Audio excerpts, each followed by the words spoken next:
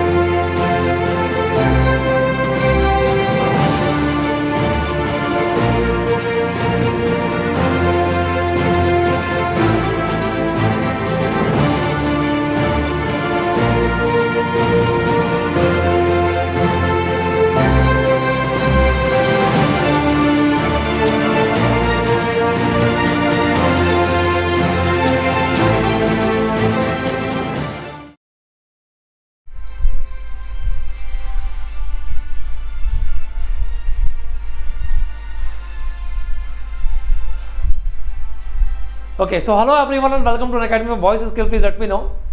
Hello everyone and welcome to Unacademy guys. तो guys आज के क्लास में हम लोगों ने अब अभी तक DTFT जो है वो कवर कर लिया है और अब हम लोग जो है फर्दर कोर्स को आगे बढ़ाते हैं और अब हम लोग बात करते हैं जेट ट्रांसफॉर्म पे. ओके, और आज हम लोग बात करेंगे z transform and ROC conditions पे. तो welcome to this lecture batch, lecture number 59. और आज का सेशन आप फिर से बहुत इंपॉर्टेंट है क्योंकि कंप्लीट जेट ट्रांसफॉर्म आपके लिए हर एग्जाम में आने वाला एक कहना चाहिए कि एक टॉपिक है. आपको हर साल कोई ना कोई एक टॉपिक जो है वो कोई ना कोई क्वेश्चंस आपको यहाँ से जरूर मिलते ही है. ठीक है, तो चलिए अब हम लोग स्टार्ट करते हैं. Is it clear? तो let me introduce with myself. My name is Pankaj Singh. I have graduated 4 times, 2 times my rank is under 100. The subject I take is signal system, control system and ADC. Okay, or in total I have 11 plus year of teaching experience. Earlier I was with the ACE Academy where I taught there for nearly about 6 years. Okay, more than 6 years actually. But I joined Unacademy 1 year back. Subject normally I take is signal system, control system and ADC. तो अगर आप अपनी preparation को enhance करना चाहते हैं, boost करना चाहते हैं, तो you must use some code to enter into Unacademy, और आपको अनअकैडमी पे आके बहुत अच्छे से प्रिपरेशन करना चाहिए। आप इस कोड का यूज़ कर सकते हैं जिससे कि आपको मेरी गाइडेंस में प्रिपरेशन स्ट्रैटेजी आपको मिलती है, और ये रियल टाइम आप मुझसे इंटरेक्ट कर सकते हो। साथ ही साथ आप मेरे साथ क्वेश्चंस की प्रैक्टिस भी सेपरेटली अलग से आप कर सकते हो। तो बहुत सारी चीज़ें आप लोगों को पंकज डायमंड से मिल जाती है, तो आप प्लीज़ कोड को पंकज डायमंड लगाना ना भूलें। ना मेरी स्पेशल क्लासेस अभी चली रही हैं, जैसे कि मैंने अभी जो क्लासेस आज तक लिया है, कल और आज में मैंने पूरे कंट्रोल सिस्टम को ख़त्म कर दिया, रिवाइज कर दिया। कल की जो क्लासेस होंगी वो उसमें हम फोरियर सीरीज, फोरियर ट्रांसफॉर्म और एक बार लाप्लास और जेट ट्रांसफॉर्म को स्पेशल क्लास के पॉइंट ऑफ व्यू से जो है वो कवर करने वाले हैं, और जहाँ पे हम लोग पर्टिकुलरली ये भी देखेंगे कि एक पूरे के पूरे रिवीजन के थ्रू हम कैसे चीज़ों को हैंडल करते हैं। ठीक है, तो ये सारी चीज़ें हम लोग कल करेंगे स्पेशल क्लास में, और ये फीचर्स हैं स्पेशल क्लास के। आपको लाइव क्लास मिलती है, आपको लर्नर्स के पोल्स मिलते हैं, आप कभी क्लास को मिस नहीं करते, और लेक्चर नोट्स आपको प्रॉपर मिलते हैं, आप इसे एनी टाइम एनीवेयर जो है वो आप एसेस कर सकते हो। इसे क्लियर? और कल एक लेक्चर होगा जो कि स्टेट स्पेस पे मैराथन होगा। ये थोड़ी सी टाइमिंग गलत है इसकी, ये टाइमिंग नहीं है इसकी। 31 अगस्त को ये जो होगा वो प्रीमियर होगा सुबह 10 बजे, तो प्लीज़ इसको भी आप करना ना भूलें। इसे क्लियर? लाओ बात करते हैं प्लस सब्सक्रिप्शन की गाइस। तो प्लस के अंदर आपको बहुत सारे बेनिफिट्स मिलते हैं, जैसे कि प्लस के अंदर आपको live class, crash course, weekly test, doubt solving sessions, batches आपके इंग्लिश और हिंदी में, और साथ ही साथ आपका RIB बैचेस पे एसेस जो है वो चीज़ें आप लोगों को मिलती है। अगर अपनी प्रिपरेशन को और ज़्यादा आप पर्सनलाइज करना चाहते हो तो you must go for iconic. Iconic के अंदर आपको प्लस के जितने बेनिफिट्स हैं वो तो मिलते ही हैं, साथ ही साथ आपको personal coaching, study plan, study booster, personal preparatory study material, ये सारी चीज़ें भी आप लोगों को मिलती है। तो कोई भी कोर्स ज्वाइन करने से पहले आप इस कोड को, जैसे कि मैंने कहा कि इस कोड से आप डायरेक्टली मेरे साथ आप जो है वो आप इंटरेक्ट कर सकते हो थ्रू आउट प्रिपरेशन जर्नी, और फिर इसके बाद ये हेडेक मेरी होगी कि आपको कौन सा स्ट्रैटेजी के थ्रू आपके लिए बेस्ट होगी।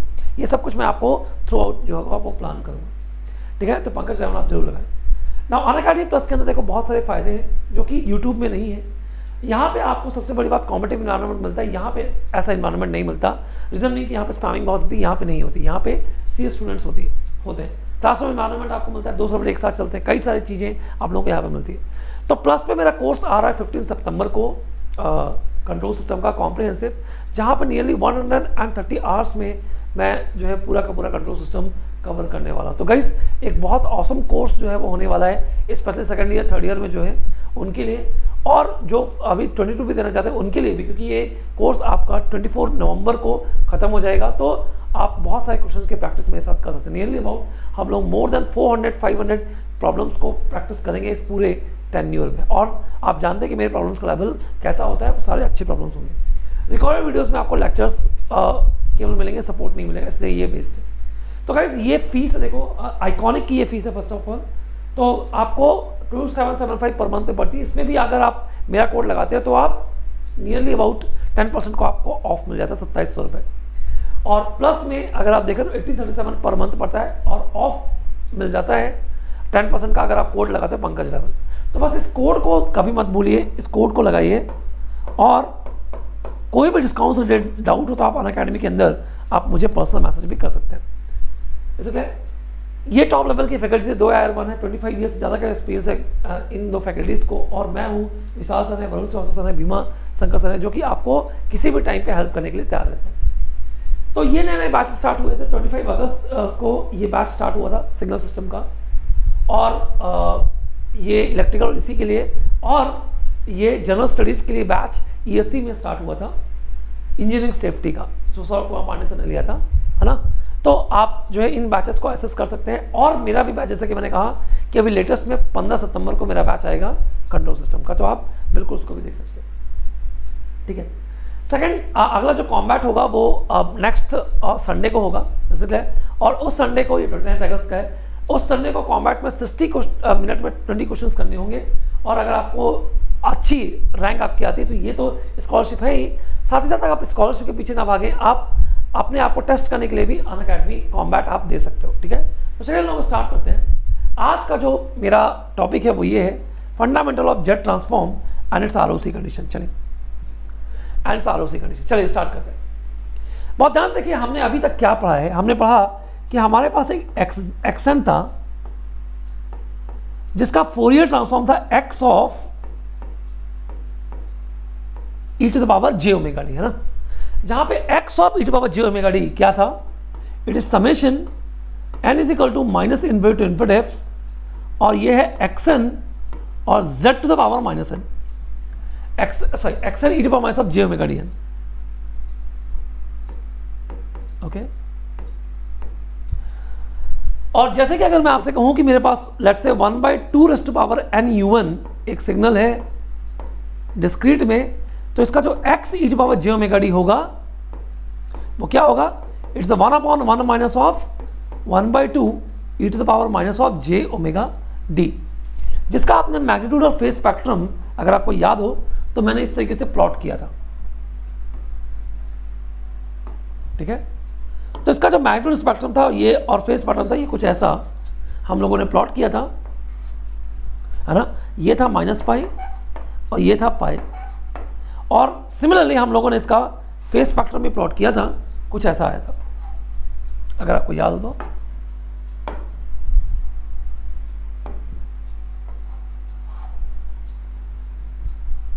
And so on and so on. तो हम जो है -पाई से लेके पाई तक इसका मैग्नीट्यूड और फेज स्पेक्ट्रम जो है वो चेक कर रहे थे, क्योंकि हम पॉजिटिव और नेगेटिव फ्रीक्वेंसी दोनों को एक साथ जो है वो ले रहे थे। ठीक है, तो ये जो स्पेक्ट्रम था ये पीरियोडिक था ना। अब ध्यान से देखिए प्लीज, अगर आप ध्यान से x of e to power j omega d को देखो तो यहां पे देखो ध्यान से, ये जो लिमिट है वो है summation n is equal to minus infinity to infinity xn, और यहां पे है e to the power minus of j omega d n. ध्यान दीजिएगा, xn e to the power minus of j omega d n. अब आप problem ये है कि अगर आप इसका मॉड ले लें, mod x of e to power j omega d, अगर हम वो ले लें तो ये किसके बराबर होगा, ये होगा summation n is equal to minus infinity to infinity mod of xn, क्योंकि इसका मॉड तो हो जाता है e to power minus of j theta का मॉड कितना होता है 1, इसका मॉड होता है 1, है ना। तो ये मॉड xn के बराबर होगा, ये हो जाएगा आपका मॉड xn। अब प्रॉब्लम ये है कि अगर मान लो ये जीपी सीरीज, ये जो भी एक्शन का सम है, अगर ये इन्फिनिटिव हो गया, अगर सोचो कि ये इन्फिनिटिव हो गया, तब तो DTFT एग्जिस्ट करेगा ही नहीं, है ना। फिर से भाई कन्वर्जेंस की कंडीशन एग्जिस्ट नहीं करेगी। तो आपको डिस्टर्ब की कंडीशन पता है कि that should be less than infinitive, that should be less than infinitive for a function to have a DTFT, that should be less than infinitive. Same as Laplace transform. Laplace transform में आप देख रहे थे कि वो इसलिए evolve हुआ था क्योंकि आपका जो मॉड xt था, याद करिए, minus infinity to infinity mod xt dt, इस कंडीशन को सेटिस्फाई करना चाहिए for having a Fourier transform. Same यहां पे डिस्क्रीट में यही चीज है। तो कौन इसको सेटिस्फाई नहीं करता? सपोज करो कि मैं xn की वैल्यू को 2 to the power n u1 ले लूं, तो आपको पता है 2 टू पावर n u1 जो फंक्शन होता है, ये हमने कई बार इसका प्लॉट किया है। ये कुछ ऐसा फंक्शन होता है ना, ये कुछ ऐसा फंक्शन होता है, गॉट इट। तो ये कुछ ऐसा फंक्शन होता है एंड सो ऑन। तो ये NAS फंक्शन है और अनबाउंडेड है। तो अगर आप इसका सम लोगे तो देखो जरा सम क्या होगा इसका। सम देखो, summation n is equal to minus infinity to infinity mod of 2 to the power n into un। हम इसका मॉड ले लेते हैं, तो ये क्या हो जाएगा, summation n is equal to 0 to infinity 2 to the power n। अब आपको पता है एक चीज, मैं यहां से हटाता हूं ये चीज़ों को। सर आपको पता है कि summation n is equal to 0 to infinity a to the power n का सम 1/1 माइनस a होता है। कब? जब मॉड a की वैल्यू लेस देन 1 हो, जब मॉड a की वैल्यू लेस देन 1 हो। अगर मॉड a की वैल्यू ग्रेटर देन 1 है तो ये सम इन्फिनिटिव हो जाएगा, यानी इसका जो सम होगा ये इन्फिनिटिव हो जाएगा, ये लेस देन इन्फिनिटिव नहीं होगा। दैट मीन्स कि ये कंडीशन जो कि होनी चाहिए, ये कंडीशन फिर से वायलेट हो गई यहाँ पे, ये कंडीशन फिर से यहाँ पे वायलेट हो गई, या तो नो। तो तो बताइए फिर हम ऐसा क्या करें, सेम बिल्कुल डीटी लाप्लास ट्रांसफॉर्म के जैसे ही जाएंगे। बताइए कि हम ऐसा क्या करें कि हम जो है पर्टिकुलरली इस फंक्शंस का जो कि अनबाउंडेड और एनएएस फंक्शंस हैं उनका भी हम फ्रीक्वेंसी डिस्क्रिप्शन देख सके। बिल्कुल उसी तरीके से मैं जाऊंगा। यहां पे मैं क्या कर रहा हूं, देखो मैं यहां पे summation n is equal to minus infinity to infinity, अगर आपको याद हो तो वहां पे मैंने कन्वर्जेंस फैक्टर इंसर्ट किया था ना, यहां पे भी मैं एक कन्वर्जेंस फैक्टर इंसर्ट कर रहा हूं xn e to the power minus of j omega dn, ये ऑलरेडी है। मैं यहां पे कन्वर्जेंस फैक्टर एक इंसर्ट कर रहा हूं r to the power minus n, जहां पे r belongs to a real number. r एक रियल नंबर है, बहुत ध्यान से देखिए, r जो है वो कैसा है, एक रियल नंबर है। तो ये जब फोरियर ट्रांसफॉर्म बन जाएगा, ये होगा, पहले क्या था सिर्फ e to the power j omega d, अब ये बन जाएगा r e to power j omega d, x of r e to power j omega d। और मेरा क्लेम ये है कि अगर आप इसका मॉड ले लें, mod x of r e to power j omega d, which is कितना हो जाएगा, summation n is equal to minus infinity to infinity mod of xn into r to the power minus n, ये हमेशा less than infinity होगा, ये always less than infinity होगा, बहुत ध्यान देखिएगा प्लीज, ये ऑलवेज लेस देन इन्फिनिटी होगा। तो इसको हम चेक कर लेते हैं, इसको हम टेस्ट करते हैं, टेस्ट करेंगे प्लीज। ओके चलिए हम टेस्ट करते हैं। सर मान लेते हैं हम एक एग्जांपल लेते हैं, वही सेम हमारा xn की वैल्यू को हम 2 to the power n u1 ले लेते हैं, 2 to the power n u1 ले लेते हैं। तो ये क्या हो जाएगा, ये हो जाएगा summation n is equal to minus infinity to infinity, और यहाँ पे है 2 to the power n into u1, और यहाँ पे हो जाएगा r to the power minus n, और ये हो जाएगा मॉड।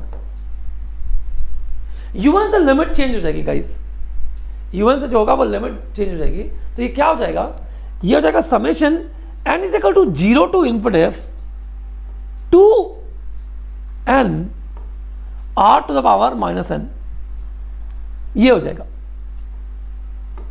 जिसको हम क्या लिख सकते हैं, summation n is equal to 0 to infinity two r inverse to the power n। अब ये इनफाइनाइट जीपी सीरीज का फंक्शन है जिसका सॉल्यूशन क्या होगा, 1/1 minus 2r inverse provided that mod 2r inverse has to be less than 1।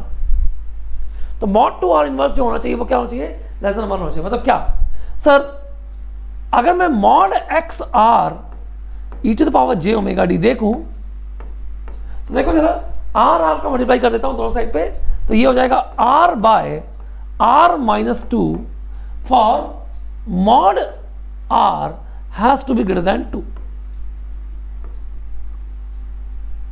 आप देख रहे हो,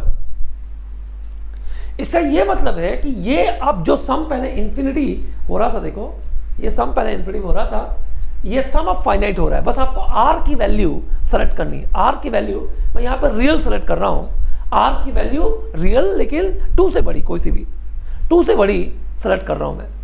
it's not necessary that r belongs to the integer, मतलब r को इंटीजर होना है क्या, नहीं ऐसा कुछ नहीं है, सिर्फ r को मैं 2 से बड़ी रख रहा हूं, तो मेरी कन्वर्जेंस प्रॉब्लम जो है वो सॉल्व हो जाएगी। तो कन्वर्जेंस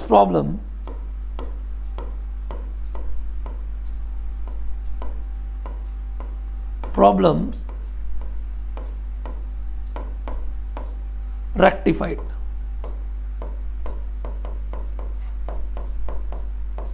तो आपकी जो कन्वर्जेंस प्रॉब्लम होगी वो रेक्टिफाइड होगी, कन्वर्जेंस जो प्रॉब्लम होगी वो आपकी सॉल्व हो जाएगी। लेकिन ऐसा करने से क्या हो गया, देखो x of r e to the power j omega d क्या बन गया, देखो ये बन गया summation n is equal to minus infinity to infinity, हमने क्या किया था, xn r to the power minus n e to the power minus of j omega d of n। ये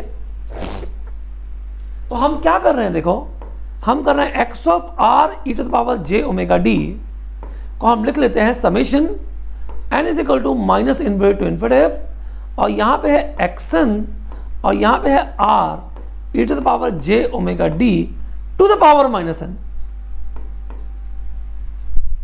to the power minus N. अब देखो जरा, मैं थोड़ा सा r to power j omega d को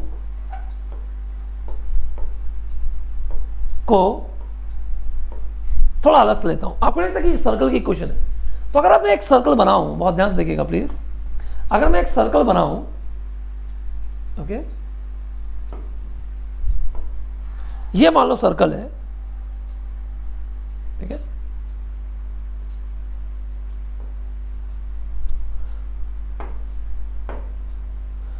और ये इसका सेंटर है मान लो,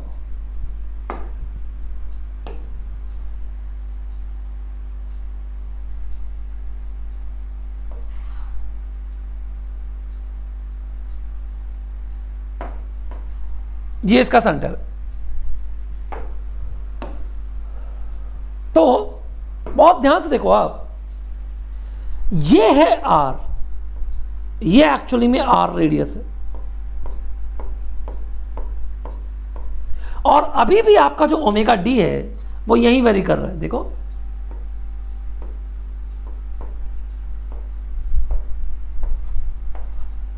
यानी कि वैल्यूज इसकी y एक्सिस पे ही मिल रही है।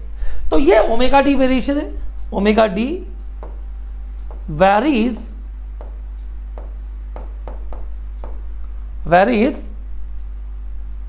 इन सर्कमफेरेंस, और r जो है वो रियल एक्सिस पे वेरी कर रहा है। तो सोच रहा था कि r अगर छोटा होगा तो क्या होगा, सर्कल हमें छोटा मिलेगा, कुछ ऐसा मिलेगा, कुछ हमें ऐसा मिलेगा, इज इट क्लियर? और अगर r बड़ा होगा तो हमें कुछ ऐसा मिलेगा,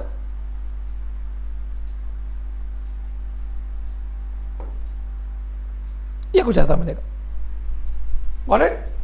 तो ये जो r है, बहुत ध्यान से देखिए प्लीज, ये जो पर्टिकुलर r है, यहां पर देखिए ध्यान से, ये जो हम एक रेडियस देख रहे हैं, या हम ये रेडियस देख रहे हैं, या हम ये रेडियस देख रहे हैं, कुछ भी अगर आप ध्यान से देखें तो ये जो जितने भी आपको रेडियस आपको दिखाई दे रहे हैं, ये r के वेरिएशन है, और इन सब में ओमेगा डी जो है वो वेरी कर रहा है। ये एग्जैक्टली उसी के जैसा है जैसे कि अगर आपको याद हो तो हमारे एस प्लेन में डिफरेंट वैल्यूज ऑफ सिग्मा के लिए, जैसे कि ये एक वैल्यू, ये एक वैल्यू, ये एक वैल्यू, ये एक वैल्यू के लिए, गॉट इट? हाँ, ये एक वैल्यू के लिए, इन सब के लिए ओमेगा सी माइनस इन्फिनिटिव से लेके प्लस इन्फिनिटिव तक वेरी कर रहा था। सेम यहां पे भी यही चीज है, ओमेगा डी जो है वो वेरी करेगा यहां पे 0 से लेके 2 पाई तक सर्कल के सर्कमफेरेंस में। रीजन कि CTFT नॉन पीरियोडिक था पर DTFT पीरियोडिक है। अब यहाँ पे एक्स्ट्रा चीज देखो क्या आ गई है, एक्स्ट्रा चीज आ गई है सर्कल, और सर्कल ही आपको क्या डिसाइड करेगा, कन्वर्जेंस। सर्कल ही आपको क्या डिसाइड करेगा, बेसिकली कन्वर्जेंस। तो सर्कल लिखने का पर्पस क्या था, इससे आपका कन्वर्जेंस जो होगा वो पर्टिकुलरली डिसाइड हो जाएगा, इससे आपका कन्वर्जेंस पर्टिकुलरली डिसाइड हो जाएगा। इसलिए कन्वर्जेंस की जो प्रॉब्लम है वो आपकी रेक्टिफाई हो जाएगी। बात समझ में आ रही है आपको? तो अगर कन्वर्जेंस की प्रॉब्लम अगर रेक्टिफाई हो जाएगी, कन्वर्जेंस की प्रॉब्लम अगर रेक्टिफाई हो जाएगी, तो अब हमें दो अब एक्सिस एक साथ वेरी करें। देखो एक्स एक्सिस भी वाई एक्सिस भी। वाई एक्सिस क्यों? क्योंकि ओमेगा डी चेंज हो रहा है तो वाई एक्सिस भी चेंज हो रहा है, और एक्स एक्सिस चेंज हो रहा है मतलब रेडियस चेंज हो रही है। यानी कि अब ये फिर से एक कंटूर बन चुका है। एक्स वाई प्लेन इकट्ठा अगर चेंज हो रहे हैं तो मतलब ये फिर से कंटूर बन चुका है। और इस प्लेन को मैं कहूंगा, इस प्लेन को मैं कह रहा हूं कि that is a z plane. ये है जेड प्लेन, ठीक है? तो जेड प्लेन एक बार फिर से बनाते हैं, तो हमारा जो जेड प्लेन है वो बेसिकली ये प्लेन है। देखो ये जेड प्लेन है हमारा, गॉट इट?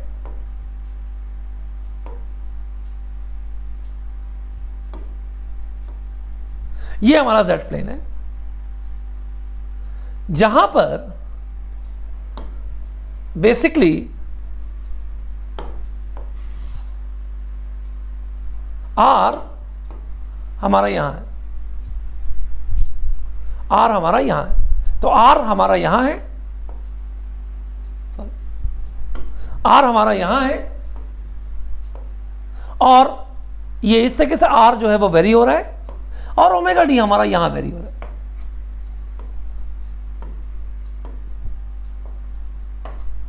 और ये एक कंटूर है, ये एक प्लेन है, इसको हम कहते हैं जेड प्लेन। तो z इज इक्वल टू कितना पुट किया मैंने, r e to the power j omega d। r क्या है, decides convergence.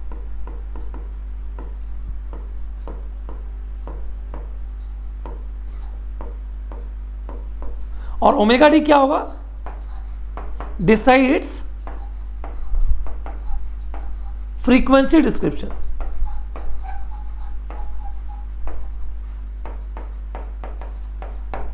Decides frequency description.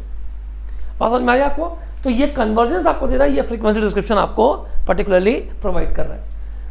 तो अगर मैं x of r e to the power j omega d जो था वो था summation n is equal to minus infinity to infinity xn r e to the power j omega d to the power minus n। तो अगर आप z की value को आप उठा के रख दोगे यहां पे तो क्या बन जाएगा, देखो x of z is equal to summation n is equal to minus infinity to infinity और यहां पे बन जाएगा xn z to the power minus n। ये बहुत फेमस z ट्रांसफॉर्म है, ये बहुत फेमस z ट्रांसफॉर्म है। अच्छा एक चीज बताओ, अगर मैं r की वैल्यू को 1 पुट कर दूं,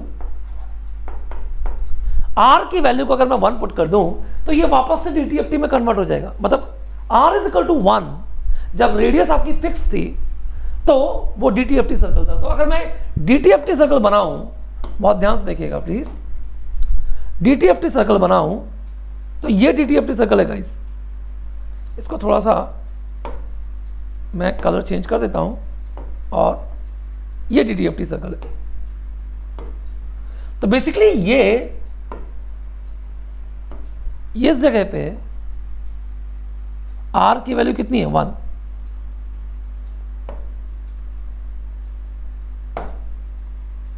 ठीक है, तो ये है r की वैल्यू 1, इसको हम कहते हैं DTFT सर्कल।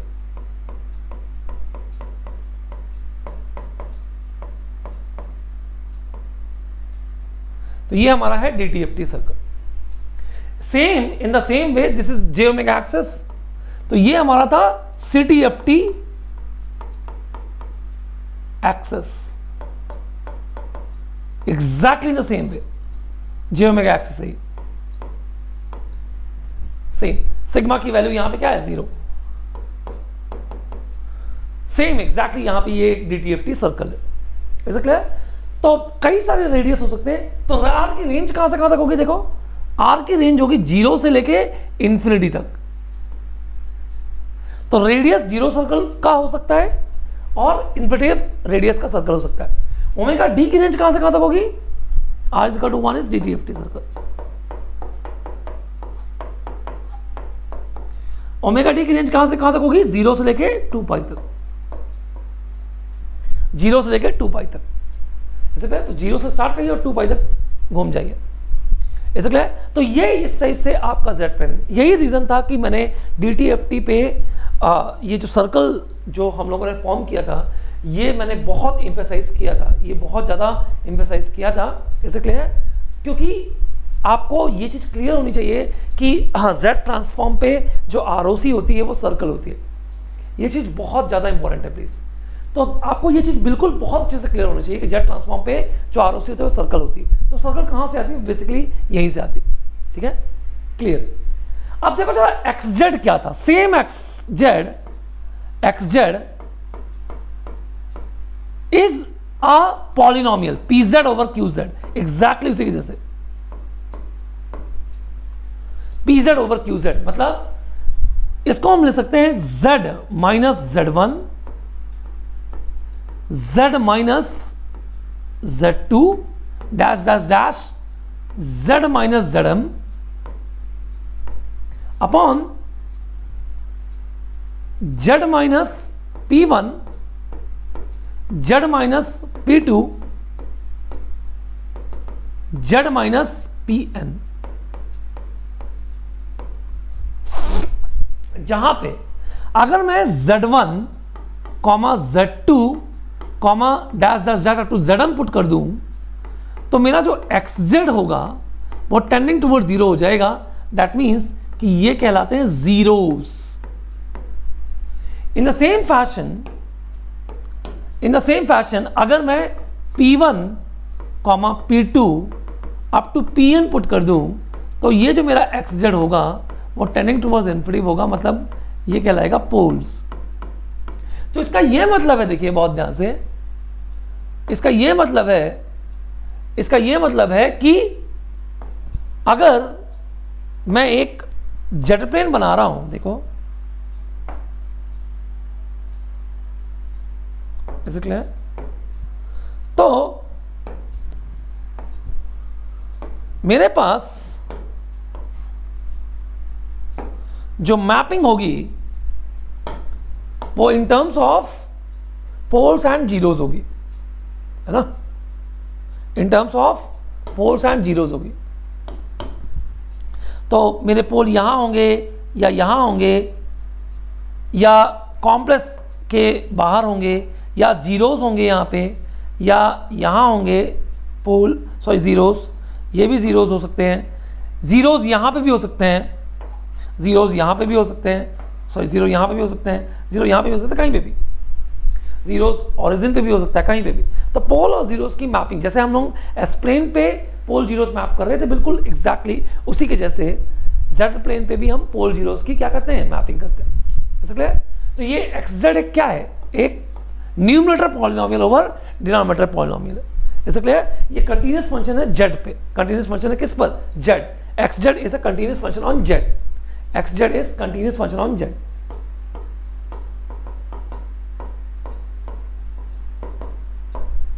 ऑन जेड, तो ये कंटीन्यूअस फंक्शन है जेड पे। ऐसा क्लियर? जेड पे ये कंटीन्यूअस फंक्शन है, तो आप इसको पोल जीरो के फॉर्म में मैप कर सकते हैं। अब एक एग्जांपल लेते हैं, एग्जांपल नंबर 1 ले लेता हूं मैं। मान लो मैं x1n ले लेता हूं, वो है अल्फा एन un, ध्यान दीजिएगा प्लीज, अल्फा एन un, और मैं मान लेता हूं कि मॉड अल्फा की वैल्यू लेस देन 1 है। कुछ भी आप ले लीजिए, मतलब ग्रेटर देन 1 भी लोगे तो कोई फर्क नहीं पड़ता उससे। इसलिए तो इसका जो प्लॉट होगा वो कैसा होगा, अगर लेस देन 1 है तो, अगर लेस देन 1 है तो ये ऐसा आएगा, और अगर ग्रेटर देन 1 है तो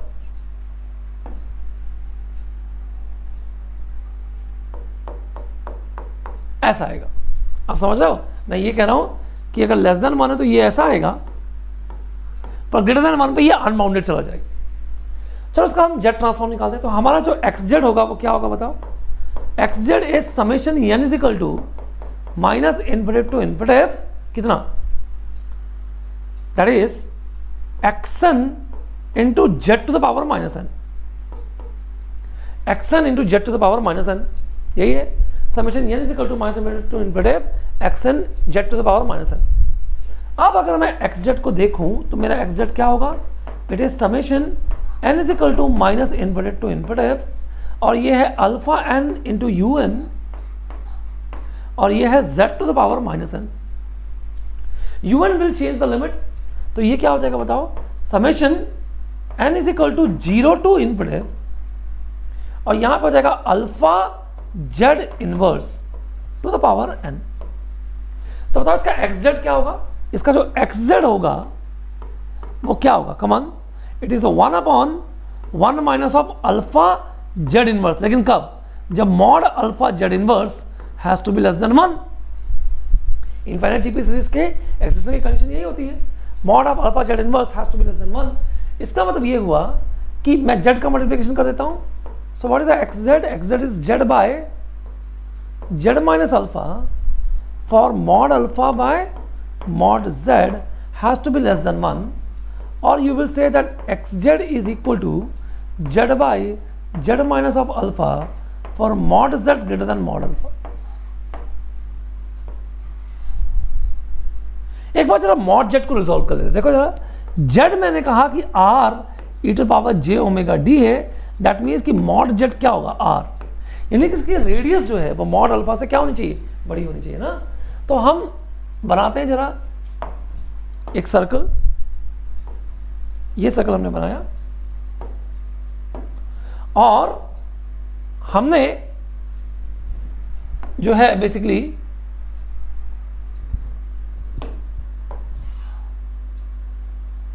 ये पोल मैप किए,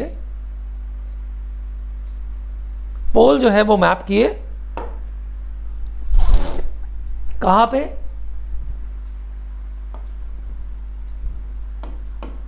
पोल हमने मैप किए, एक तो पोल है मेरा अल्फा पे और एक है 0, और ये रेडियस है अल्फा, मतलब कि ये जो रेडियस है अगर आप देखें बहुत ध्यान से तो ये है अल्फा, ये रेडियस है अल्फा। और इसकी आरओसी क्या है, देखिए इसकी आरओसी है mod Z greater than mod alpha, मतलब इसकी जो आरओसी होगी वो क्या होगी, देखो ये इसकी आरओसी होगी,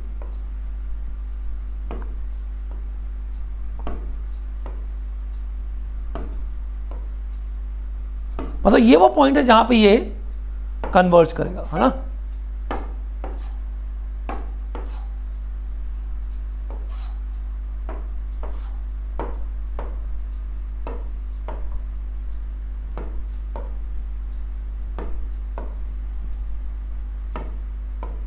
एंड सो ऑन। सो ये पूरा जो सर्कल है, पूरे जो रेडियस है, पूरा जो रेडियस है वो, ये पूरा आउटर रेडियस इसकी क्या होगी बताओ, इसकी होगी ये रीजन ऑफ कन्वर्जेंस। सो ये है ROC, इसको हम कहेंगे रीजन ऑफ कन्वर्जेंस। तो इसकी जो ROC है वो सर्कल के बाहर की ओर है, इसकी जो ROC है वो सर्कल के बाहर की ओर है, ठीक है। इन कॉन्ट्रास्ट अगर मैं आपसे कहूं एग्जांपल नंबर 2, तो ये है minus of alpha n, let's say u minus n minus 1, इसकी बात कर लेते हैं। अब ये पक्के से पता है कि ये थर्ड क्वाड्रेंट में कुछ भी हो अल्फा, ये पक्के से पता है, ये देखो ये सेकंड क्वाड्रेंट में है, minus of that third quadrant में, ये थर्ड क्वाड्रेंट में है, ये तय बात है।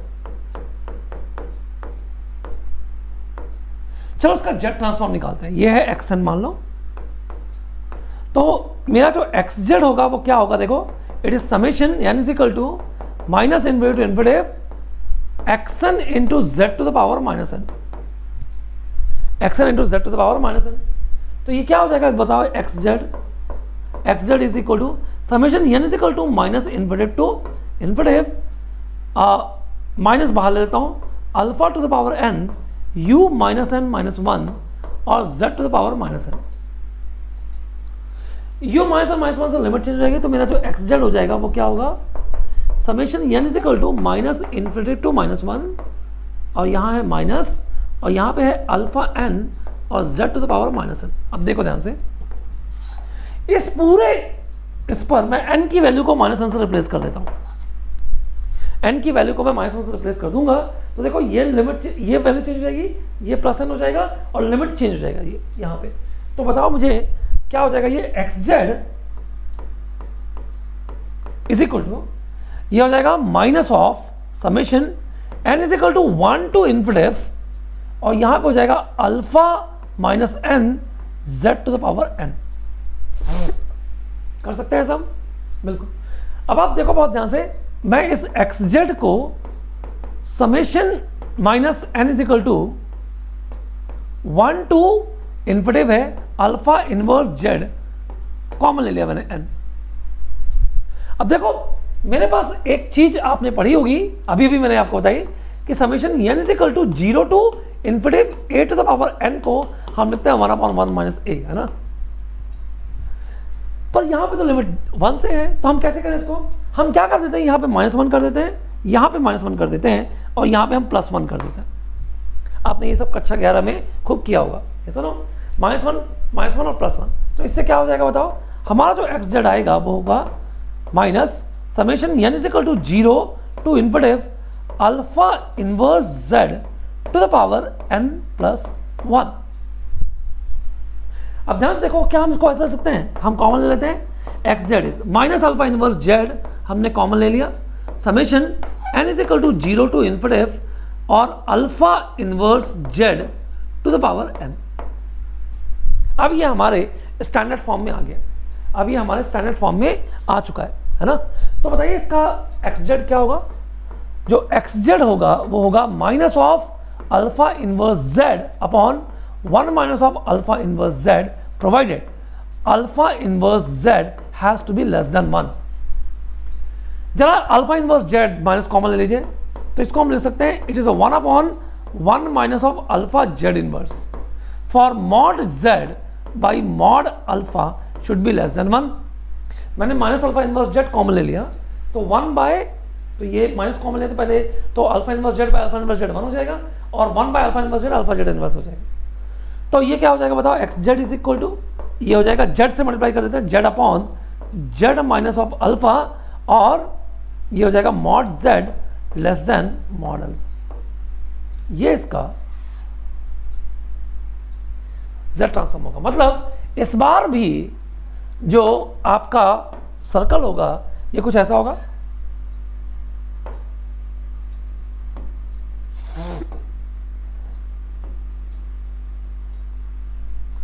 और यहां पर मेरे पास ये कुछ ऐसा है, और दो पोल, एक पोल है एक जीरो है। बताइए पोल कहां है इसका, पोल है यहां पे अल्फा पे और यहां पे है जीरो, ऑलराइट।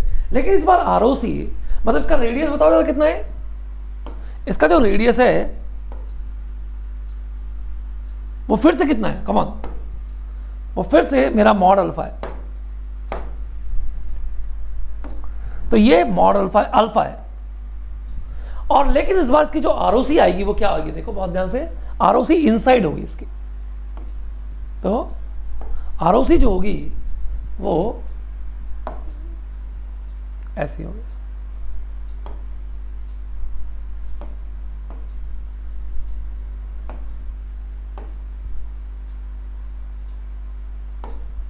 आरओसी जो होगी इसकी वो ऐसी होगी, देखो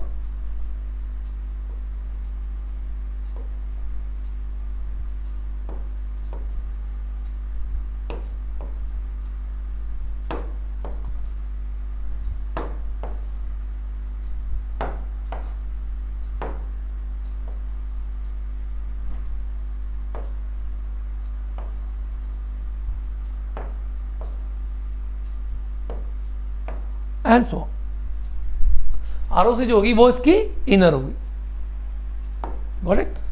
तो अंदर होगी आरओसी इसकी, थोड़ा सा सेलेक्ट कर लेते हैं,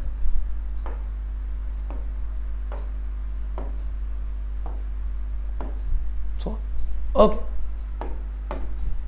तो आरओसी जो होगी वो इंटरनल अंदर की ओर होगी।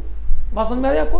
अब आप एक चीज देखिए जरा, सर आपके पास x1n था जो कि था अल्फा एन यूएन, और x2n जो था वो था माइनस ऑफ, और इन दोनों के लिए जो आपका xz आया था वो था z upon z minus alpha. इसका मतलब कि ध्यान से देखिए प्लीज, बस अंतर क्या था, बहुत ध्यान से देखिए, अंतर क्या था, जो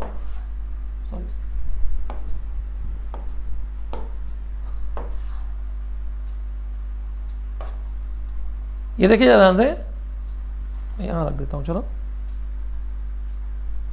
गॉट इट। अंतर क्या था सर, इसके लिए ROC mod Z greater than mod alpha थी, यानी यहां पे अल्फा था, और इसके लिए ROC mod Z less than mod alpha थी। यानी कि इसका जो आरओसी था वो बाहर की ओर था,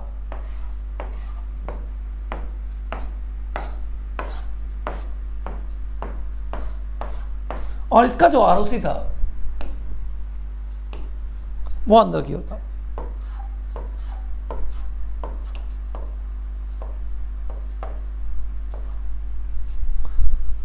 ये इसकी आरओसी थी, दिख रही है शायद,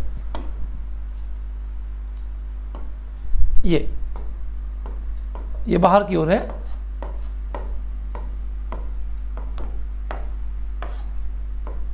एंड सो ऑन। इसकी जो आरओसी है वो अंदर की ओर है। यानी कि jet transform is not unique, है ना। जेट ट्रांसफॉर्म दो से देखो ये कहां पे है, ये फर्स्ट क्वाड्रेंट में है, और ये कहां पे है, थर्ड क्वाड्रेंट में है।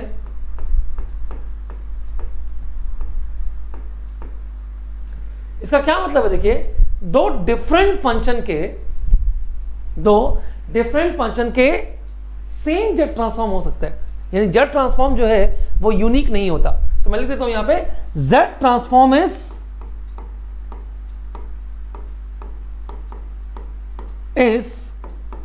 नॉट यूनिक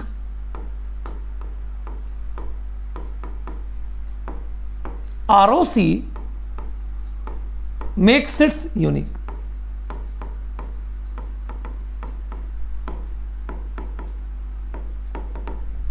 करेक्ट, ROC जो है वो मेक्स इट यूनिक। तो ये होती है रीजन ऑफ कन्वर्जेंस। तो चलिए हम कुछ क्वेश्चंस करते हैं कि क्वेश्चन ये है, problem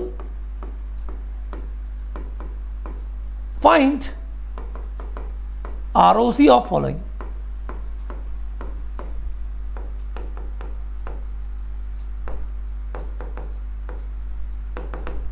find ROC of following. तो पहला प्रॉब्लम मैं यहां पे लिख रहा हूं, ये है 2 to the power n into u1। दूसरा प्रॉब्लम है 2 to the power 2n, let's say ऐसे लिख देता हूं, 2 to the power 2n into u1। मैं लिख देता हूं 1/2 to the power -n u minus n minus 1। Let's say मैं इसको थोड़ा सा चेंज करता हूं, -3n। ठीक, थर्ड में लिख देता हूं 1/2 raised to power n u1 plus 1 raised to power 3 n u1 और plus 1/4 to the power n u1। Fourth देखिए, मैं देख रहा हूं 1/4 to the power -n u minus n minus 1, 1/4 1/5 to the power -n u minus n minus 1 और plus 1/3 to the power -n u minus n minus 1। Fifth में लिख रहा हूं 1/5 to the power mod n। Sixth में लिख रहा हूं delta n। Seventh में लिख रहा हूं delta of n minus 1। Eighth में लिख रहा हूं delta of n plus 1। Ninth में लिख रहा हूं 1, 4, 3, 2, 5।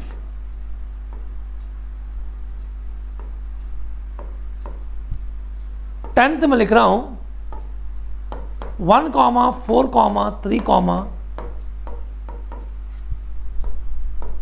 और 11th में लिख रहा हूं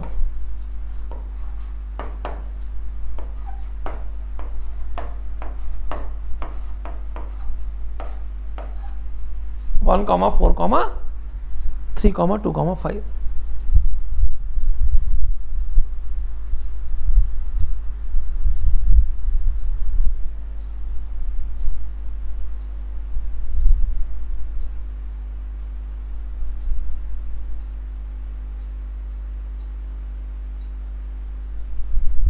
ओके, मेक इट फास्ट, जल्दी से जरा देखेंगे।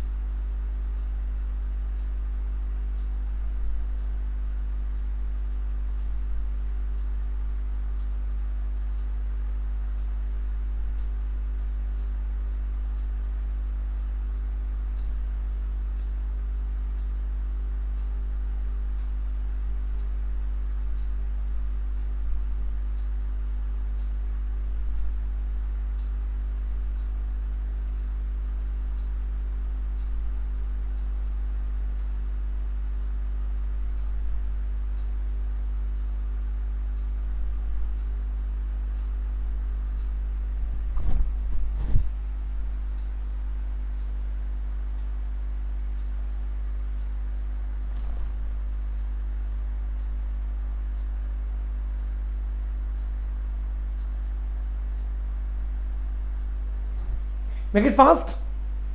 5 मिनट्स हैं आपके पास।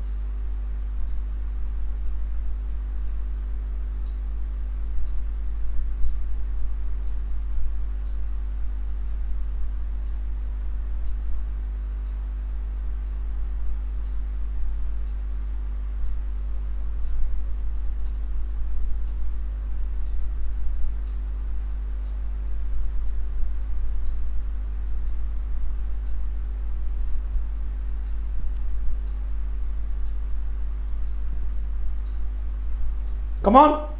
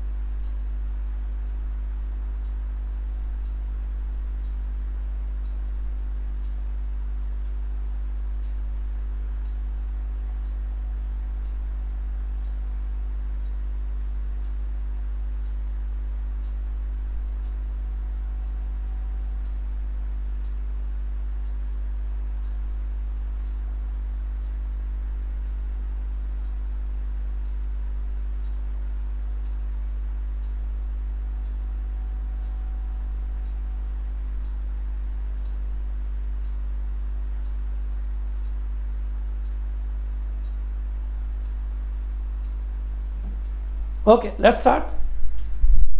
तो भैया कितने लोगों को बन गया ये? इसका एक बहुत बेहतरीन शॉर्टकट है, देखिए बहुत ध्यान से। सर अभी भी आपने देखा कि मेरे पास एक alpha N into U N है, तो ये क्या हो जाएगा, mod Z greater than mod alpha होगा, है ना। और minus of alpha N into U -1 है, तो ये था mod Z less than mod alpha. अब देखो शॉर्टकट क्या है सर, एन यहां पॉजिटिव इसलिए ये ग्रेटर देन होगा, एन का बेस का मॉड। देखो एन अगर निगेटिव है तो मॉड जेड लेस देन होगा, एन का बेस कितना है माइनस अल्फा का मॉड अल्फा, है ना। तो जो पहला क्वेश्चन है वो ये है 2 to the power 2n un a। तो बहुत ध्यान देखो, n पॉजिटिव है तो ये हो जाएगा मॉड z ग्रेटर देन कितना, n का बेस कितना है 2 का स्क्वायर का मॉड, मतलब mod z is greater than 4। ये इसकी आरओसी होगी। बी देखो जरा सर, ये है 1/2 to the power -3n u of -1। अब देखो शॉर्टकट लगाओ, मॉड जेड जो होगा वो क्या होगा, वो होगा mod Z should be less then कितना 1/2 टू द पावर -3 का मॉड, मतलब mod Z should be less then 8। ये हो जाएगा मॉड जेड, मतलब आरओसी जो होनी चाहिए वो 8 से छोटी होनी चाहिए। सी देखो, सी क्या है basically 1/2 raise to power n u1 plus 1/3 raise to power n u1 और plus 1/4 raise to power n u1।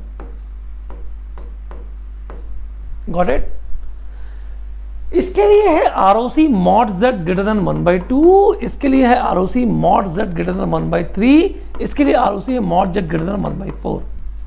तो जब भी आपसे मैंने फोरियर ट्रांसफॉर्म के टाइम पे भी कहा था कि जब भी लाप्लास ट्रांसफॉर्म के टाइम पे कि जब भी सिग्नल कॉम्बिनेशन हो 2 और मोर सिग्नल्स का, तो आरओसी जो होती है वो क्या होती है, कॉमन इंटरसेक्शन होती है गिवन आरओसीज का, कॉमन इंटरसेक्शन होती है गिवन आरओसीज का। तो इसका ये मतलब है कि ये सारे सब पोल्स हैं ना, ये सारे सब पोल्स हैं, तो ये क्या होगा बताओ, इसका मतलब ये होगा कि ये यहां पर देखो कितने पोल्स लाई करेंगे,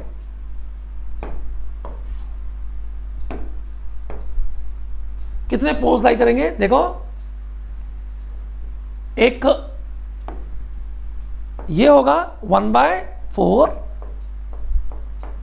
ये होगा 1/3 और ये होगा 1/2। आरओसी इस पोल से बड़ी होगी, मतलब इसकी जो आरओसी होगी वो ये होगी। एक बात आप याद रखिए, आरओसी के अंदर कभी भी पोल नहीं आ सकता, है ना। ये इसकी आरओसी होगी, ये इसकी आरओसी होगी मॉड जेड ग्रेटर देन 1/2।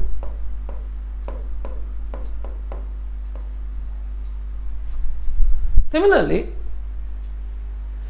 अगर हम डी की बात करें, डी तो देखो डी क्या है 1/4 टू द पावर -n, देखो 1/4 to the power -n u -n-1 plus 1/3 to the power -n u -n-1 plus 1/5 to the power -n u -n-1। यही है। अब देखो इसके लिए क्या हो जाएगी, मॉड जेड लेस देन 4, 1/4 का इनवर्स मतलब 4, मॉड जेड लेस देन 3 और मॉड जेड लेस देन 5। बताइए इनका कॉमन क्या आएगा, कॉमन आएगा मॉड जेड लेस देन 3। क्या मतलब है इसका, इसका ये मतलब है कि मेरे पास इस बार जो पोल होगा ये कुछ ऐसा होगा, देखो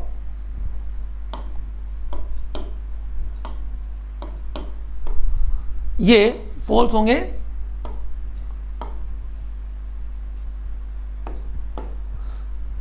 देखो ध्यान से, ये पोल्स होंगे इस बार, एक होगा 5, एक होगा 3 4 सॉरी, और एक होगा 3। तो हम एक सर्कल बनाते हैं जो सबसे इनर सर्कल है, ये सारे सब सर्कल ही हैं, तो हम एक इनर सर्कल बनाते हैं कुछ ऐसा, और आरओसी जो है वो इसके अंदर होगी, आरओसी जो है वो इसके अंदर होगी।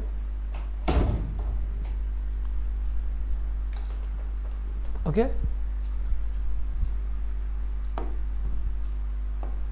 ये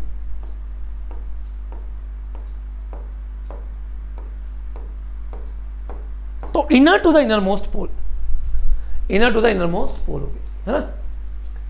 next E 1/5 to the power mod n, इसको हम क्या लिख सकते हैं, देखो इसको हम लिख सकते हैं 1/5 to the power n into u1 और plus 1/5 to the power -n u -n-1, 1/5 to the power n u1 plus 1/5 to the power -n u -n-1। इसके लिए क्या होगी, देखो इसके लिए हो जाएगी mod z ग्रेटर देन 1/5 और इसके लिए हो जाएगी mod z लेस देन 5। तो मतलब इस बार आपके पास देखो 2 सर्कल्स होंगे, इस बार आपके पास 2 सर्कल होंगे, एक सर्कल होगा ये और दूसरा सर्कल होगा ये।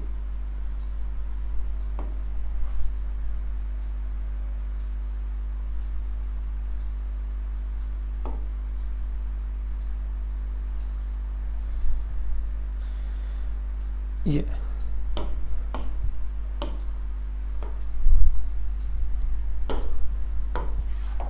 देखिए, और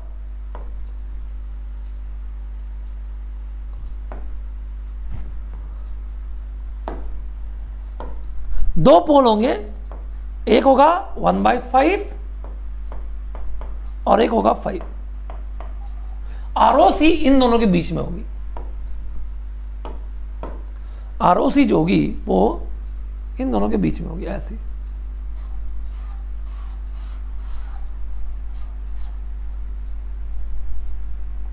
इन दोनों के बीच में आरओसी होगी, है ना, in the form of annular ring. ROC जो होगी in the form of annular ring होगी। क्लियर है? अगला अगला है फाइनाइट ड्यूरेशन सिग्नल्स। अब देखो डेल्टा एन की बात कर लेते हैं। 6 सर देखो डेल्टा एन के लिए जेट ट्रांसफॉर्म लेते हैं, तो डेल्टा एन जो होगा वो होगा summation N is equal to minus infinity to infinity delta N Z to the power minus N. तो आपको पता है कि एक्स जेट जो हो जाएगा 1, हम इंपल्स की प्रॉपर्टी लगा देते हैं, N is equal to 0 put कर देते हैं। क्या यहां पे कोई खतरा है आपके लिए? नहीं। तो आरओसी क्या हो जाएगी इसकी? Entire Z plane, entire Z plane. इसके लिए आरओसी हो गया एंटायर जेड प्लेन। लेकिन अगर मैं यहां पे 7 कर दूं तो वो है डेल्टा ऑफ n-1। तो देखो ध्यान से एक्स जेड क्या हो जाएगा इस बार? Summation n is equal to minus infinity to infinity Z minus infinity to infinity delta of n-1 z to the power minus n, delta of n-1 z to the power minus n। तो put n is equal to 1, तो x Z जो होगा वो होगा z inverse या 1/z। अब यहां पे देखो जरा 1/z मतलब मॉड जेड की रेंज कहां से कहां तक है? आर की रेंज 0 से लेके इन्फिनिटी। लेकिन अगर आप मॉड जेड की वैल्यू आप अगर 0 पुट कर इन्फिनिटी हो जाएगा, तो इसकी आरओसी क्या हो जाएगी बताओ? Mod Z greater than 0। Similarly जो आपका 8th पॉइंट होगा वो होगा डेल्टा ऑफ n+1। बहुत ध्यान से देखिए। तो अगर मैं यहां पे ये रखूंगा तो एक्स जेड क्या हो जाएगा? Summation n is equal to minus infinity to infinity delta of n+1 z to the power minus n। और put n is equal to -1, तो मतलब एक्स जेड की जो वैल्यू होगी वो होगी z। अब यहां पे अगर आप इन्फिनिटी पुट कर दो, क्योंकि एक रेंज इन्फिनिटी भी है, तो आरओसी क्या हो जाएगी बताओ? Mod Z less than infinity. यानी जितने भी फाइनाइट ड्यूरेशन सिग्नल्स हैं इनके लिए आरओसी या तो एंटायर जेड प्लेन होगी, या तो मॉड जेड ग्रेटर देन 0 होगी, या तो mod Z less than infinity होगी। यानी रेडियस एक 0 रेडियस का सर्कल, उससे बाहर इनफाइनाइट रेडियस का सर्कल, उसके अंदर। अब अगर हम बात करें जो हमारा नेक्स्ट सिग्नल है 9, तो देखो यार ध्यान से 1, 4, 3, 2, 5, बहुत ध्यान से देखिए। तो 1, 4, 3, 2, 5 को हम ऐसे लिख सकते हैं 3 delta n plus 2 delta n minus 1 plus 5 delta n minus 2 plus 4 delta n plus 1 और प्लस डेल्टा n प्लस 2। और अभी भी हमने सीखा कि आप इंडिविजुअल सबको आप इंपल्स की प्रॉपर्टी लगा के आप देखोगे तो ये हो जाएगा 3 और प्लस 2 जेड इनवर्स और प्लस व्हाट 5 जेड माइनस 2 और प्लस 4 जेड और प्लस जेड स्क्वायर। एक शॉर्टकट देखिए, इसके आगे जितने भी होंगे वो निगेटिव पावर में बढ़ते जाइए, Z inverse, Z minus 2, Z minus 3, Z minus 4, Z minus 5 और एरो के राइट साइड पे, एरो के लेफ्ट साइड वाले को पॉजिटिव पावर्स पे कोफिशिएंट मल्टीप्लाई कर दीजिए। अब यहां पे देखिए इसके लिए आरओसी क्या हो गई, मॉड जेड ग्रेटर देन 0। इसके लिए आरओसी क्या हो गई, mod Z less than infinity. बीच में क्या लगा हुआ है, प्लस। तो आरओसी क्या हो जाएगी बताइए, mod Z greater than 0 and less than infinity, है ना। मॉड जेड ग्रेटर देन 0 और लेस देन इन्फिनिटी। कैसे क्लियर? आगे की बात कर लेते हैं 10। तो हमारा जो 10 है वो क्या है, देखो वो है 1, 4, 3, 2, 5। देखो जरा इसके लिए क्या होगा, इसके लिए सिंपल आप निगेटिव पावर में लिख दीजिए 4 Z inverse plus 3 Z minus 2 plus 2 Z minus 3 plus 5 Z minus 4। क्यों? क्योंकि ये एरो के राइट साइड पे। तो मॉड जेड ग्रेटर देन 0 इनकी आरओसी होगी। और सेम अगर मैं 11th की बात करूं तो मेरे पास है 1, 4, 3, 2 और 5 और यहां पे मेरा एरो है। तो आप इसे क्या लिखोगे बताओ, इसे लिखोगे 5 plus 2z plus 3z square plus 4z cube plus z4 और आरओसी क्या हो जाएगी बताइए, mod Z less than infinity. Mod Z जो होगी वो लेस देन इन्फिनिटी होगी। अब कुछ चीजें हम लोग देखते हैं, बहुत ध्यान देखिए, इन सब के नेचर्स पे बात करेंगे थोड़ा थोड़ा।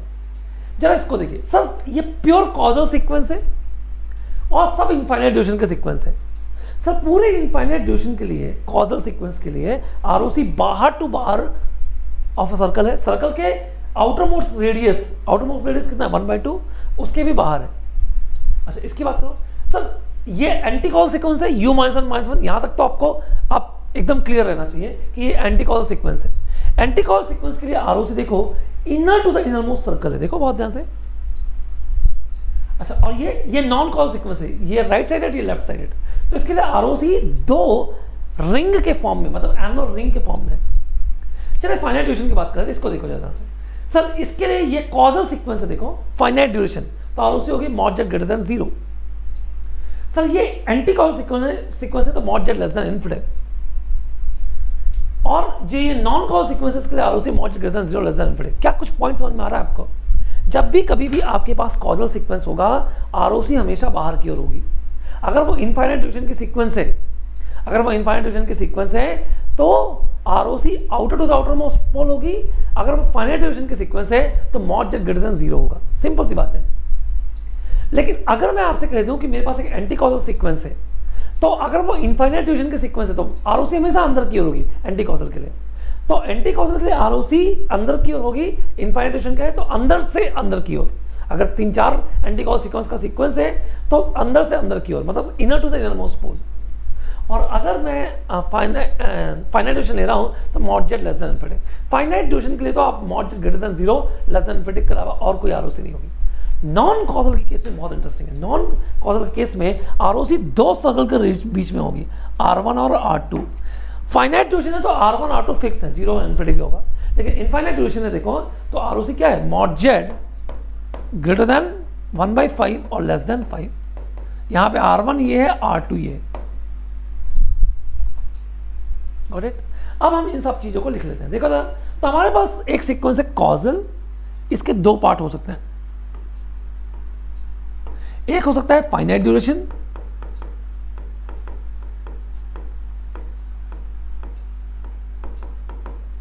और एक हो सकता है infinite duration.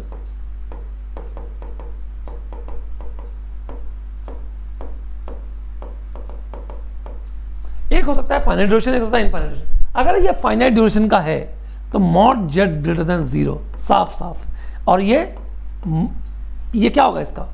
Outer to the outer most pole.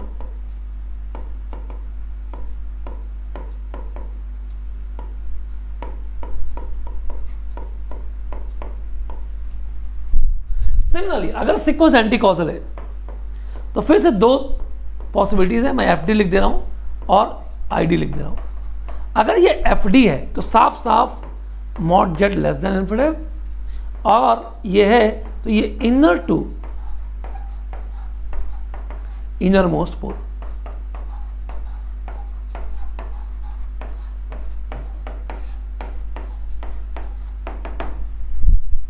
Inner to the inner most pole.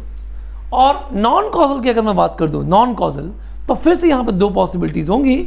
एक होगा फाइनाइट ड्यूरेशन और एक होगा इनफाइनाइट ड्यूरेशन।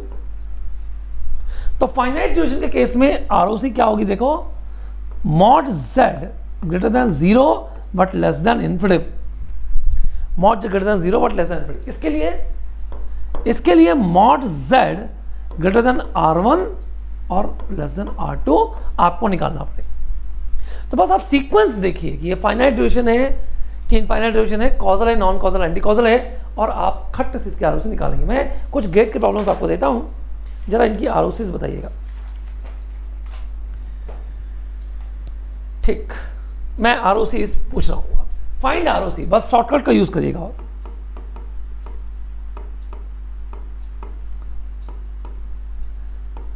ये है 1 2 3 -1 2 1/2 to the power n u1 minus 10 third 1/2 to the power n plus 3/4 to the power n un minus 10 fourth 1/3 mod n minus 1/2 raised to the power n u1। जल्दी से इनकी ROCs बताइए, make it fast.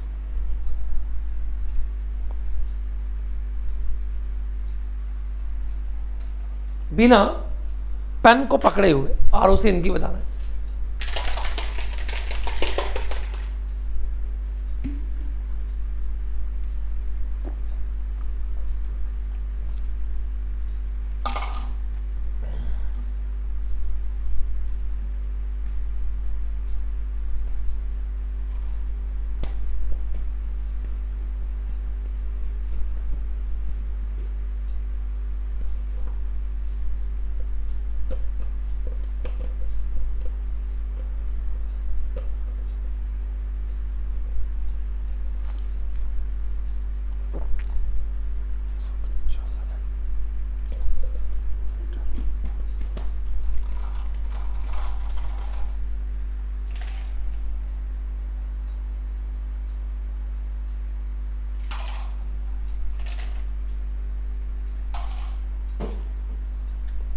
देखो कैसा है sequence, बताओ कैसा है सीक्वेंस। यहां पे non causal, finite duration, ROC बताइए। Mod Z greater than 0 less than infinitive, simple. अब देखो u1 minus 10, बेटा ये कॉजल फाइनाइट ड्यूरेशन होगी। क्यों? इसकी जो लिमिट होगी वो होगी 0 से लेके 9 तक। ये सब मैंने खूब करवाया है। तो आप उसे क्या होगी बताओ, mod Z greater than 0 fixed है।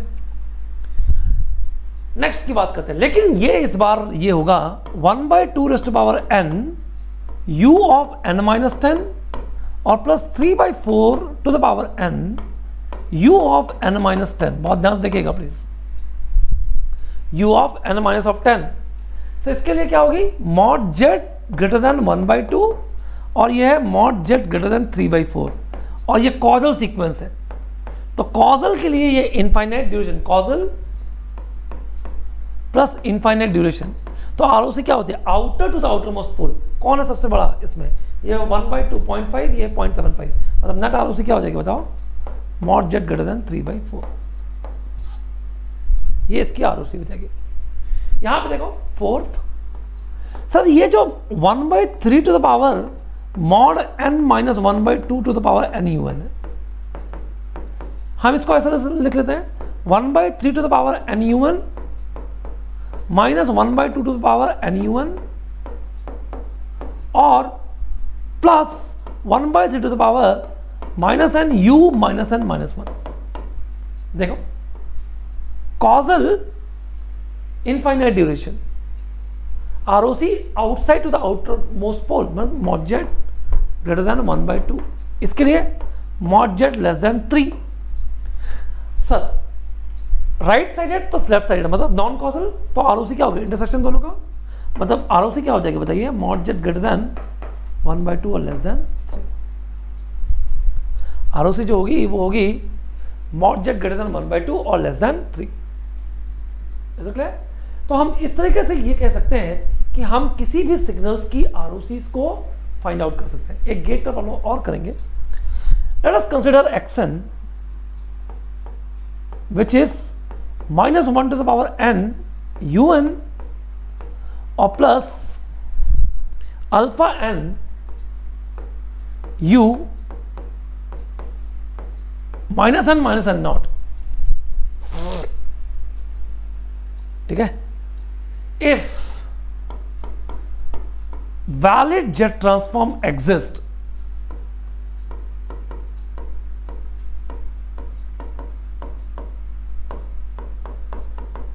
and ROC found to be mod z greater than 1 less than 2, then constraint on alpha and n naught will be, करे भाई, कांस्टेंट का मतलब रेंज, अल्फा की रेंज क्या हो सकती है और एन नॉट की रेंज क्या हो सकती है, करो।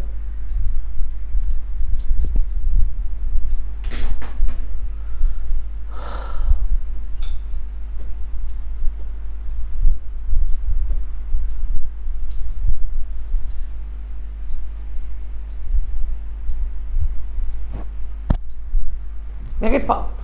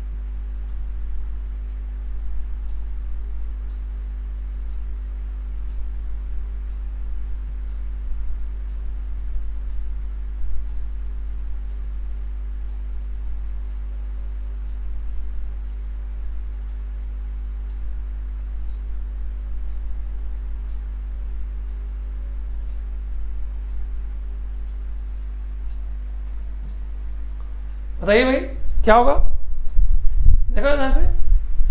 सर ये कह रहा है कि वैलिड जेड ट्रांसफॉर्म एग्जिस्ट करता है, मतलब इसके लिए क्या हो जाएगा फिर मॉड जेड ग्रेटर देन 1, इसके लिए क्या हो जाएगा mod Z less than mod alpha, यानी कि नेट आरओसी फिर क्या होनी चाहिए mod Z greater then 1 less than mod alpha. पर आपको गिवन क्या है ये, तो मतलब कि मॉड अल्फा की वैल्यू किसके बराबर है 2k, यानी अल्फा की वैल्यू क्या हो जाएगी ±2 के बराबर, ये अल्फा की रेंज होगी।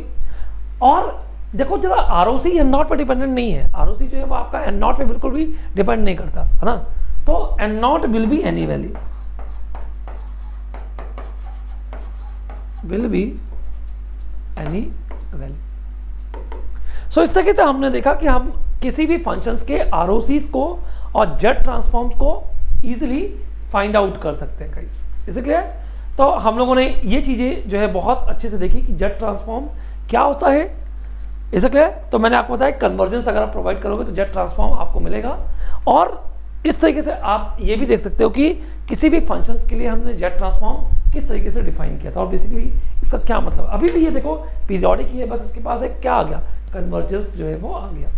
अब बिल्कुल ये एस प्लेन के जैसा है, एक्स जेड भी एक कंटूर होगा एक जेड प्लेन पे, इसे क्लियर।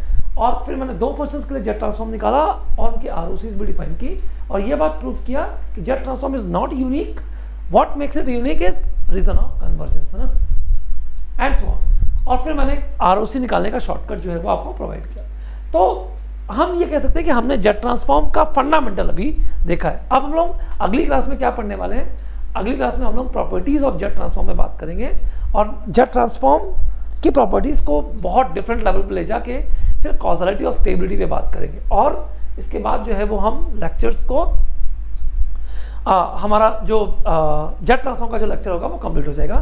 3 से 4 लेक्चर्स लगेंगे मुझे एग्जैक्ट इसको कवर करने में, ठीक है। तो गाइस इसी तरह के लेक्चर्स के लिए आप अनअकैडमी ज्वाइन कर सकते हो गाइस। मेरा जो कोर्स है वो 15 सितंबर में, फिर से बोल दूं 15 सितंबर को फिर से जो है वो कोर्स आ रहा है कंट्रोल सिस्टम का डेडिकेटेड, इज इट क्लियर।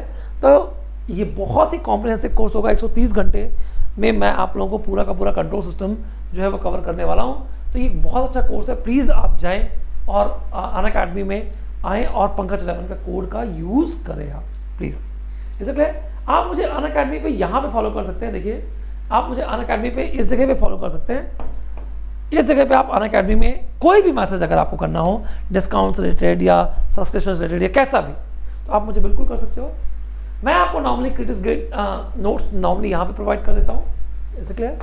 और अगर कोई भी कंटेंट आपको अनअप्रोप्रिएट लगा हो या कुछ भी ऐसा लगा हो जो कि थोड़ा सा मतलब डिफेम क्रिएट करता है कुछ भी ऐसा, तो आप लोग प्लीज़ इसका यूज़ कर सकते हैं। डिस्क्रिप्शन में लिंक पड़ी हुई है बक्स बाउंटी का, और इससे हमें सुधरने का मौका मिलेगा और ज़्यादा हम सुधार करने की कोशिश करेंगे, इज इट क्लियर। और सिमिलरली आप जो है वो अनअकैडमी पे critics GATE ECIN Unacademy GATE questions और इलेक्ट्रिकल रिसर्च पे नॉर्मली आप नए लेक्चर्स को देख सकते हैं। तो विद दिस लेक्चर को प्लीज़ लाइक कर दीजिएगा, शेयर कर दीजिएगा और चैनल को अगर आपने सब्सक्राइब नहीं किया तो सब्सक्राइब कर लीजिए और बेल आइकन को दबा लीजिए ताकि आपको नोटिफिकेशन मिले, इज इट क्लियर। बहुत जल्दी हम लोग लाइव आने वाले हैं और इसके बाद मैं कंट्रोल सिस्टम्स में आपको पूरा का पूरा क्रैश कोर्स आपको करवाऊंगा। पर आप सिग्नल सिस्टम का जितना भी लेक्चर जाएगा वो रिकॉर्डेड ही जाएगा। तो सिग्नल सिस्टम में अभी 15 से 20 लेक्चर और आएंगे, is it clear, time to time. और जेट ट्रांसफॉर्म के बाद आपका मेजर पार्ट आपका खत्म हो जाएगा, लगभग 10% की बचेगी, एक DFT FFT और एक सिंपल डिजिटल ऑपरेटर, यही 2 टॉपिक जो होंगे वो आपको बचेंगे। तो मैं वो लेक्चर्स आपको अपलोड कर दूंगा ताकि प्लेलिस्ट जो है वो आपकी पूरी हो जाए, ठीक है। So thank you very much guys, thank you for that.